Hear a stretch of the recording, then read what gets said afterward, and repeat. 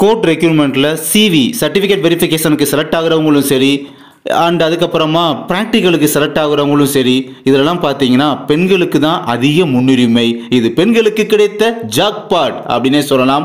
ஆனால் ஆண்களோ பாவம். செங்குத்து ஒதுக்கீடு ப்ரிஃபரன்ஸ் இது எல்லாமே பார்த்தீங்கன்னா செலெக்ஷன் லிஸ்ட்டில் வரக்கூடிய பரிதாபங்கள் என்ன அப்படின்றத தான் பார்க்க போகிறோம் இந்த ஒரு காணொலி காட்சி வழியாக. மெட்ராஸ் ஹைகோர்ட் ரெக்ரூட்மெண்ட்டில் ஜாபுக்காக கேண்டிடேட்ஸை செலக்ட் பண்ணுற ஒரு விஷயத்தில் ஹரிஜாண்டல் ரிசர்வேஷன் அந்த விஷயத்தை தான் ஃபாலோ பண்ணணும். ஆனால் அவங்க ஃபாலோ பண்ணலை. கவர்மெண்ட் நாம்ஸை அவங்க மீறுறாங்க. அதாவது அவங்க வெர்டிக்கல் ரிசர்வேஷன் மெத்தடை தான் ஃபாலோ பண்ணிட்டு வர்றாங்க.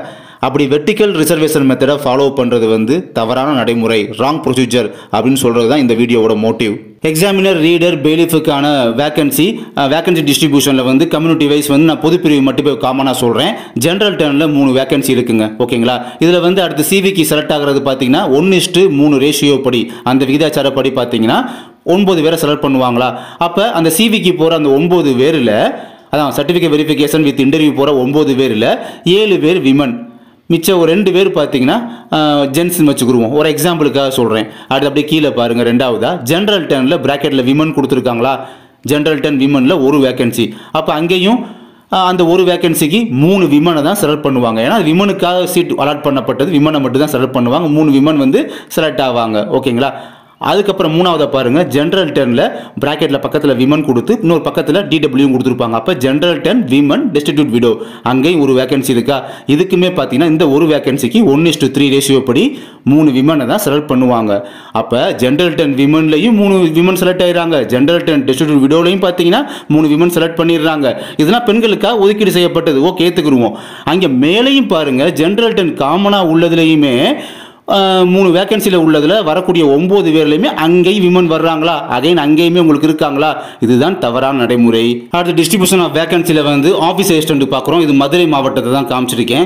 இங்கே பாருங்கள். ஃபர்ஸ்ட் சீரியல் நம்பர் 1 ஜிடியில் பாருங்கள். ஜென்ரல் டர்னில் 2 வேகன்சி, ப்ராக்டிக்கலுக்கு 10 பேர் செலக்ட் ஆகி போவாங்க வச்சுக்கிடுவோம். ஏன்னா இங்கே 1:5 ரேஷியோ அப்படிங்கும்போது 10 பேர் போவாங்க.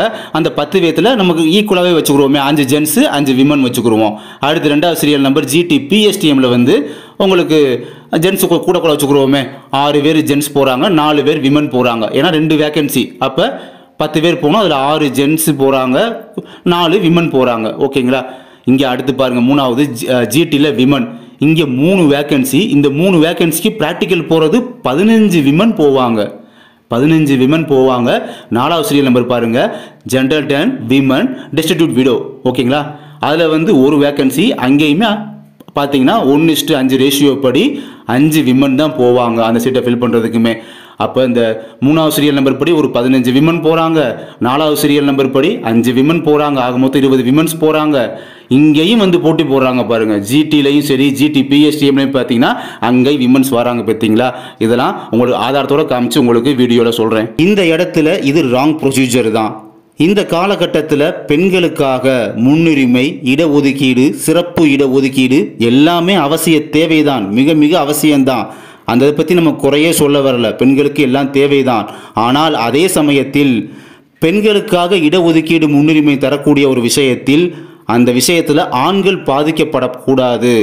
அப்படி ஆண்கள் பாதிக்கப்படாத வகையில் பெண்களுக்கான இடஒதுக்கீடு அமைய வேண்டும் என்பதே நியாயத்துக்கு உட்பட்ட செயல். அதுவே தர்மமான செயல். இப்படி இந்த ரெக்ரூட்மெண்ட்ல இதுவரை வெளிவந்த அல்லது இனி வெளிவரக்கூடிய அந்த ஷார்ட் லிஸ்ட் என்று சொல்லக்கூடிய செலெக்ஷன் லிஸ்ட்ல ஆண்கள் எப்படிலாம் பாதிக்கப்படுறாங்க அப்படின்ற அவேர்னஸ் இங்கே அவ்வளவா பெரும்பாலும் இல்லை இந்த கேண்டிடேட்ஸுக்கு. அதனால இந்த ஒரு அவேர்னஸை கிரியேட் பண்ணுறது தான் இந்த வீடியோவோட motive. #we want horizontal reservation அப்படின்ற ஒரு அவேர்னஸ் இல்லை அப்படின்றது தான் நிதர்சனமான உண்மையாக பார்க்கப்படுது.